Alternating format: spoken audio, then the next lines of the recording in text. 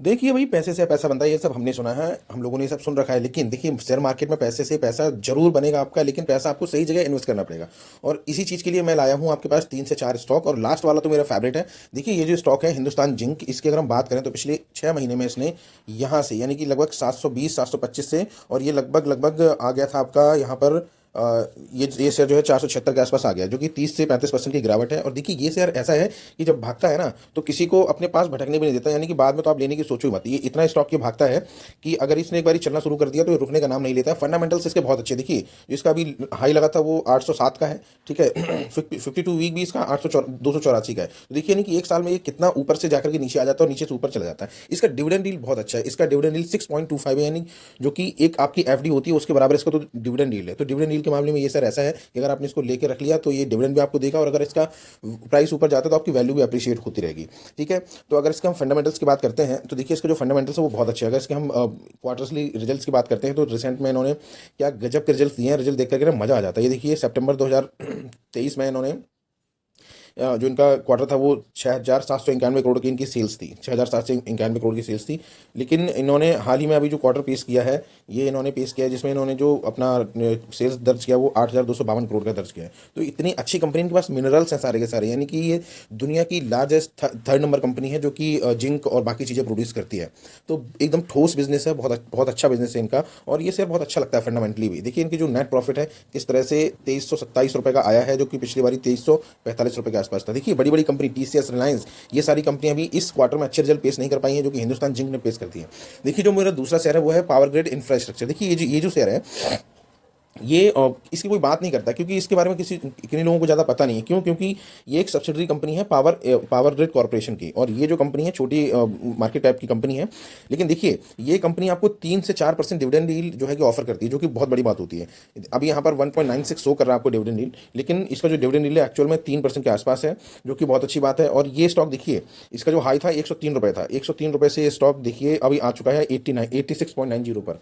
तो ये जो स्टॉक है पिछले एक साल से गिर ही रहा है यहाँ पर। अगर आप लोगों को इसका चार्ट दिखाता हूँ, पिछले एक साल से देखिए यहाँ पर था ये स्टॉक लगभग 97 100 पर, और यहाँ से इसे ने गिरना शुरू किया है तो रुकने का नाम ही नहीं ले रहा। देखिए 98 से कहाँ तक आ गया था यहाँ पर, यानी कि लगभग लगभग ये शेयर 11-12% गिर चुका है पिछले एक साल में, और अब ये लेकिन गिरने के लिए तैयार नहीं है, अभी ऊपर जाने के लिए तैयार है। 87 इसका लास्ट जो भाव था वो आया था, और यहाँ से इसने टॉप बनाए हैं, तीन बॉटम बनाए, उसके बाद ये शेयर ऊपर भागने के लिए तैयार है, ठीक है। अगर इसकी हम पिछले एक महीने की बात करें तो लगभग 1 से 1.5% का इसने जो है प्रॉफिट दे दिया है अपने इन्वेस्टर्स को, ठीक है। लेकिन अब ये शेयर ऊपर भागने के लिए तैयार है। अगर इसके हम सेल्स की बात करें तो देखिए इसका जो क्वार्टरली रिजल्ट्स आया वो भी ठीक है, हालांकि कंपनी का बिजनेस उतना स्ट्रांग नहीं है, लेकिन रिजल्ट्स इनके बहुत अच्छे आते हैं उस हिसाब से।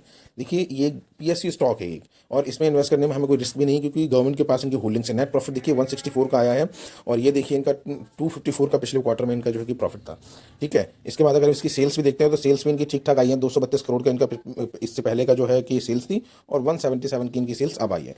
तो इनका प्रॉफिट भी ठीक है, सेल्स भी ठीक है, कंपनी भी अच्छी है, पीएसयू स्टॉक है, तो इसको अपने रडार पर रखा जा सकता है। जो तीसरा स्टॉक है मेरी लिस्ट में वो है आईओसी, इंडियन ऑयल कॉर्पोरेशन। देखिए ये जो स्टॉक है आईओसी, ये बहुत ही अच्छा स्टॉक है फंडामेंटली, और जो है कि टेक्निकली देखा जाए तो ये पिछले एक महीने में लगभग 20 से 22% गिर चुका है, और पिछले 6 महीने में इसलिए सिर्फ और सिर्फ -14% के रिजल्ट इसने दिए हैं, यानी कि पिछले 6 महीने से स्टॉक भागा ही नहीं है। लेकिन अब देखिए स्टॉक में बड़े रिवर्सल के संकेत आ रहे हैं। देखिए ये अपने सपोर्ट के आसपास आ चुका है, और अब यहाँ से स्टॉक भागने के लिए एकदम तैयार है, ठीक है।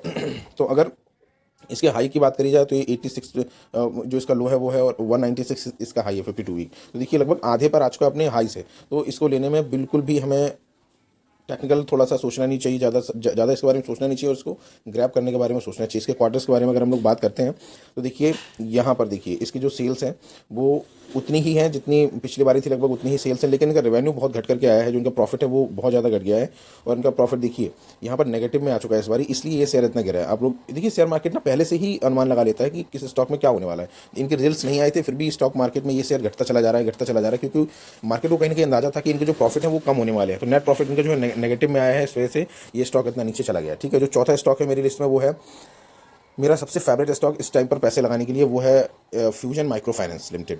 और ये जो स्टॉक है पिछले अगर एक साल की बात करी जाए तो ये लगभग देखिए 630 से 207 पर आ चुका है। और अगर इसकी बात करी जाए तो ये लगभग आपका 70% तक गिर चुका है शेयर। तो देखिए ऐसे स्टॉक में हम पैसा क्यों नहीं लगाते जब वो नीचे चले जाते हैं। तभी तो पैसा लगाना चाहिए जब वो नीचे चले जाते हैं। जब वो ऊपर आ जाते हैं तब तो पैसा नहीं लगाना है।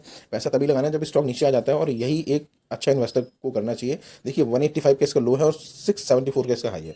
फंडामेंटली अच्छा स्टॉक है, रिसेंट की लिस्टेड कंपनी है, अभी हाल ही में कुछ दिनों पहले ही लिस्ट हुई थी और कंपनी ने ताबड़तोड़ रिजल्ट्स भी दिए थे। लेकिन पिछला इनका क्वार्टर जो है अच्छा नहीं रहा है, और अब जो आने वाला क्वार्टर है वो भी शायद इनका अच्छा ना रहे। लेकिन ये फाइनेंस कंपनियां हैं, इनके ऊपर थोड़ा बहुत लोन रहता है, इनके ऊपर ये पैसा कहीं से उठाती हैं और आगे महंगे में देती हैं। यही तो लाला लोग करते हैं, महंगा बेचते हैं, सस्ता खरीदते हैं।